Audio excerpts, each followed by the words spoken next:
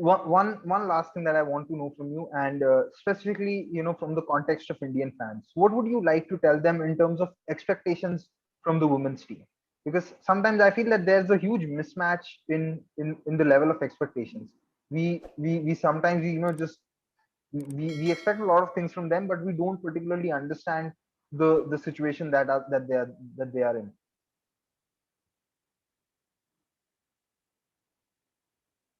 See, it's right to have an expectation. They are playing a sport which is basically watched by all. So it's right to have your own set of share of expectations and everything. The only thing which is not right and which is happening a lot in the days of social media is abusing someone or harassing someone. This is very common. So I feel that is something that needs to be looked into. If you are criticizing someone for, oh, okay, you played this particular shot, you played it in a bad way, you need to improve on this particular shot, understood, that's a right criticism that should be done. But if you are saying that, oh, okay, so for example, a lot of fans criticize the Medali's team velocity during the women's T20 challenge last year in Dubai, just because imagine what had happened.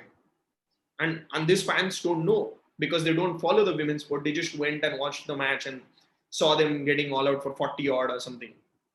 Just see what had happened. They were in a Mumbai quarantine for 14 days, went to Dubai, 6 days of hard quarantine, post which they had 4 practice sessions. They played a cricket match in Sharjah from evening 7 to 10, went back to Dubai, which is 24 kilometers from Sharjah, by the way. So you have to all the way travel down from there to Dubai hotel. They sleep, come back the next afternoon. It was an afternoon game, so it was like only a 12-hour shuffle. So 12-hour shuffle, you again travel back from Dubai to Sharjah, again play a cricketing match in that heat with no practice at all, no time to look into. And a lot of fans started criticizing, oh, women do not know how to play. See what is their score, 40 odd, and this and that, and a lot of other things. I remember a lot of women's cricket fans putting it out that, oh, okay, your Kohli's team, RCB also got out for 47 all out sometime back. This is bad criticism. This is abusing, this is harassing someone. If you want to really criticize someone, you just say that, oh, okay, you have been given, say, 12 chances at this particular position. Still, you are not performing well. And these are the reasons you're not performing well. That's completely all right. But if you want to really, so fans also need to take a back seat. I'm not saying this is not only for women's cricket, this is also for men's cricket. I've seen a lot of rivalries happen on Twitter. Sometimes, I don't know what kind of friends Rohit and Virat are. I don't know them personally. But end of the day, I'm sure Rohit and Virat fans don't gel along well, even if those two people are. So many a times you just see that Rohit fans just starting a trend that Virat resign from the captaincy. Virat fans doing the same with Rohit. What's going on? This is not the way you do it. If you want to really criticize someone, criticize it, but criticize it in the right way. It be women's cricket, men's cricket, any sport.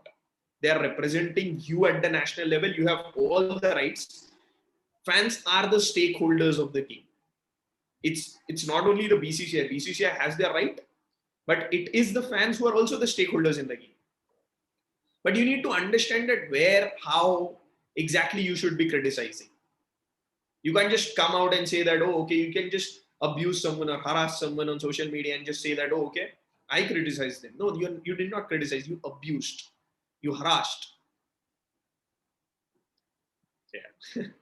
No, it gives us a lot of food for thought, because at the end of the day, even this personal criticism or individual criticism between two groups isn't great, because at the end of the day, it's also a team game. And you're very right that criticism has to be on some merit, and sometimes the criticism is on useless stuff, that your team got all out for 49 this. And the worst which I find, and I find it very intolerable, is when the families are brought in. That is for me is an alert to block that account, simply put. Families are brought in. I remember during the 2007 Men's Cricket World Cup, when India had got out after the league stage itself. I remember a lot of the cricketers who played that particular tournament. A lot of people faced a lot of issues, whereas throwing stones at their bungalows or something or the other. This is not the right way to do it. You certainly have the right to criticize. They did not make it to the, say, Super Sixes or semi-finals or whatever. They did not make it. That's all right. But this is a game you need to understand. It is not a war. It's a game. So clearly take it as a game. Do not take it as a war. Otherwise, you're going to face your own set of issues.